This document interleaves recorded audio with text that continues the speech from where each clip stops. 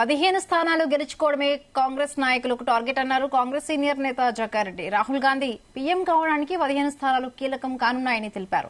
ఏపీలో రాజకీయ నేతలపై రాళ్ల దాడిపై ఆయన స్పందించారు. ఏపీలో కొత్త డ్రామా నడుస్తోందన్నారు. ఆయా పార్టీ నేతలను రాళ్లతో కొట్టడం ఏంటని ప్రశ్నించారు. ఏపీలో కూడా కాంగ్రెస్ అధికారంలోకి రావాలని, కాంగ్రెస్ ను అధికారంలోకి వస్తే రాళ్లతో కొట్టుకునే వ్యవస్థ ఉండదని అభిప్రాయాన్ని వ్యక్తం చేశారు. మన దేశం యొక్క అప్పు 55 లక్షల కోట్లు. ఈ 9 ఏళ్లలో ప్రధానమంత్రి మోడీ గారు అయిన తర్వాత, బీజేపీ గవర్నమెంట్ వచ్చిన తర్వాత అప్పెంత 100 లక్షల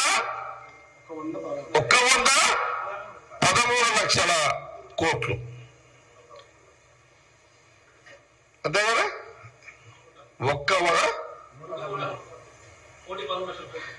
అదే కోటి 13 లక్షల కోట్లు, అంతే కదా. ఓకే, ఎంత తేడా ఉంది చెప్పండి ఒకసారి.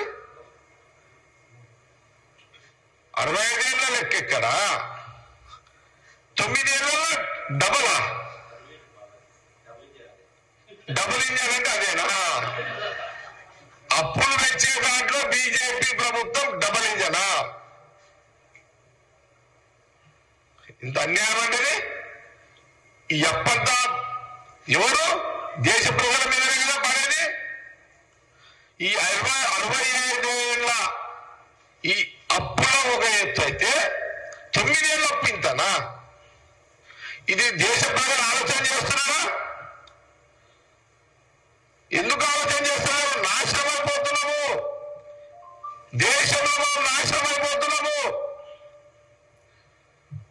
వినాశనానికి బీజేపీ పుట్టింది.